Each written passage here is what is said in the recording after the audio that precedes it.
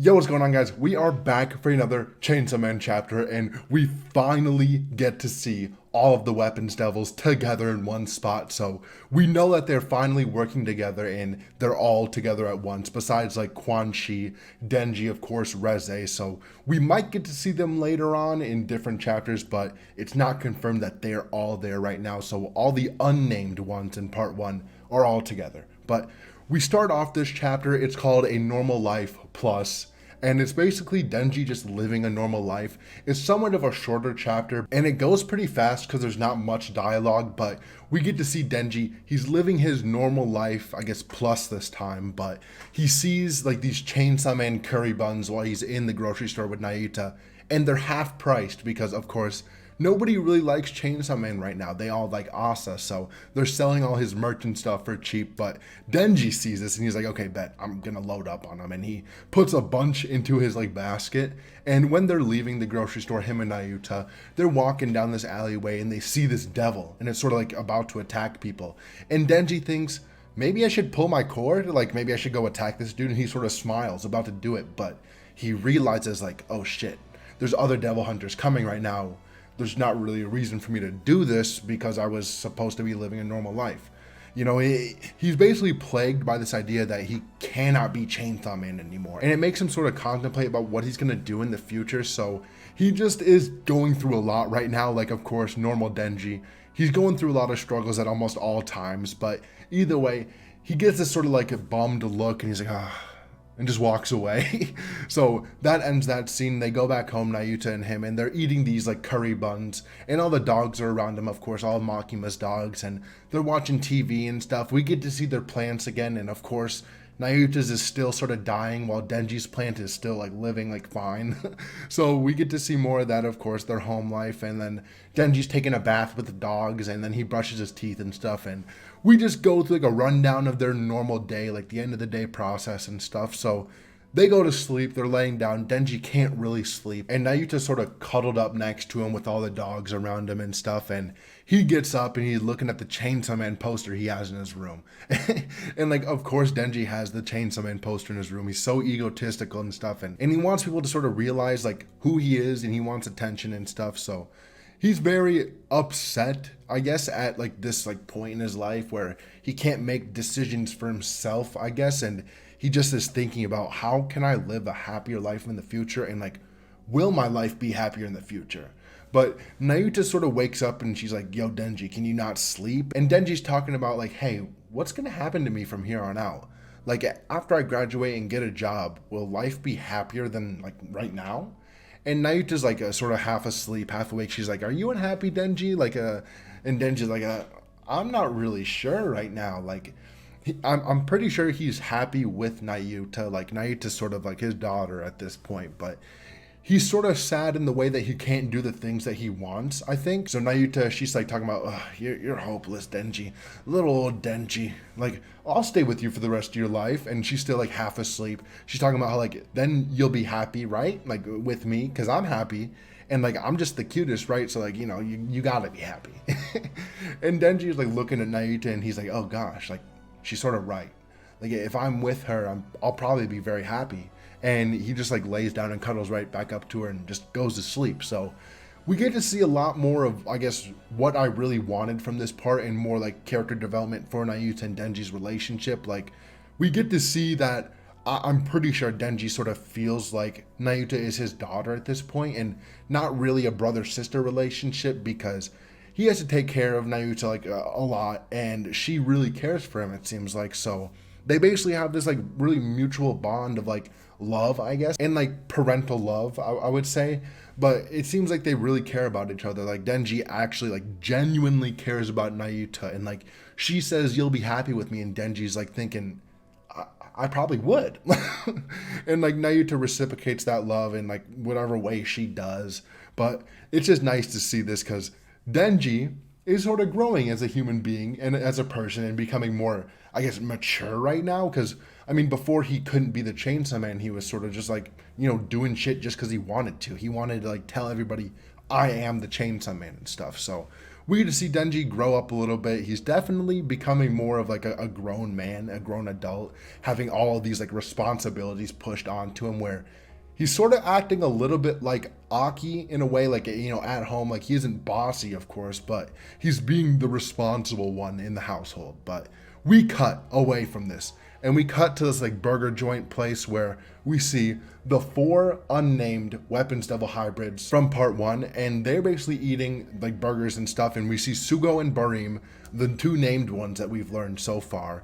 And then we see the other 2, the whip devil and the spear devil. And they're just sitting there eating, they're chilling and talking. And Barim is talking about how tomorrow's like the day of the Chainsaw Man Church. Like, they worship that day, so none of them will be out to hunt devils. And he's talking about how like the civilian devil hunters and the public safety devil hunters, they'll all be out.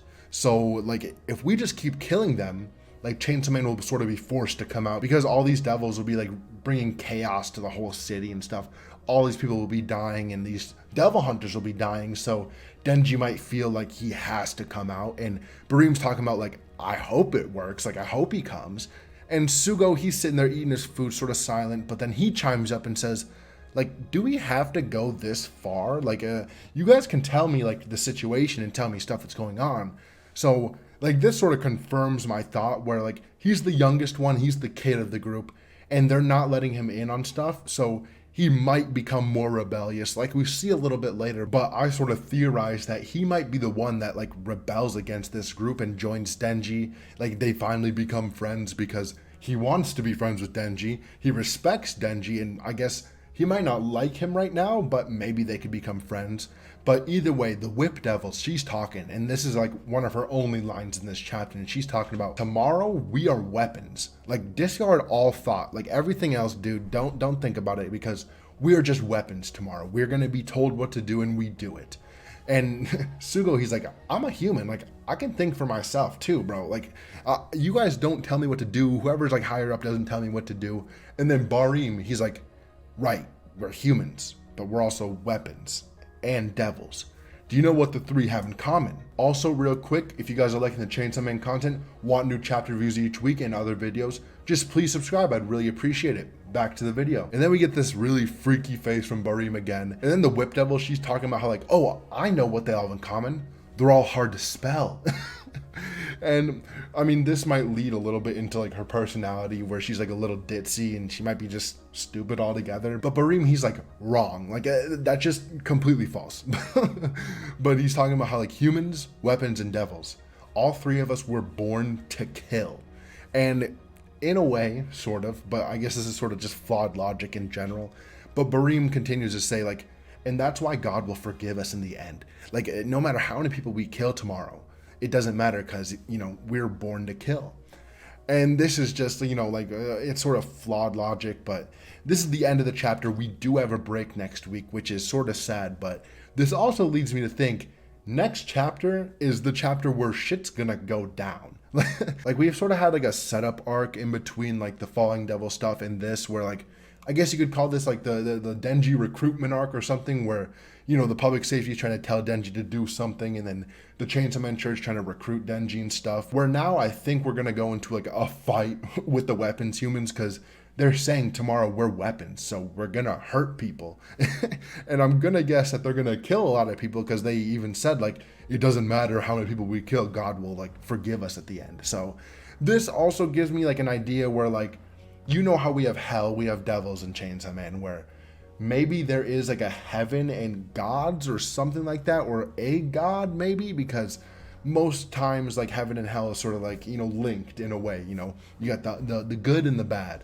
So maybe we'll see like a realm like that, but like, since this whole world is like steeped in negativity and devils and stuff, that maybe like the gods or like the heaven area, it's like, it's weak. Because we know the idea of like fear and like emotions and bad thoughts create devils, and maybe like love and good thoughts and like optimism creates like gods.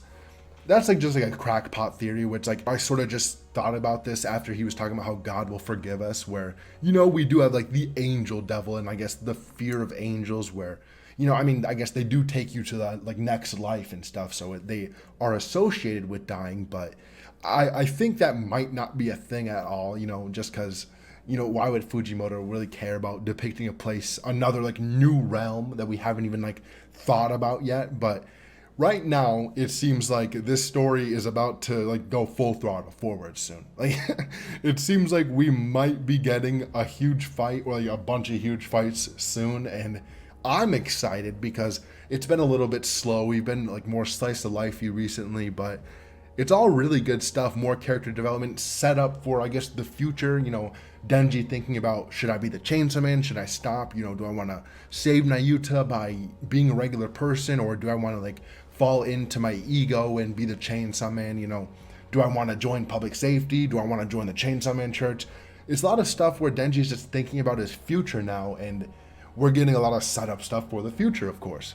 So yeah, I think going forward, we're going to get more with these weapons hybrids, and I think they're going to be a little bit funny where Bareem's the serious one, Sugo's like the more childish one who's like more like, I guess, reasonable, and maybe the Spear Devil, he's like super like official and he like goes by the rule book like to a T.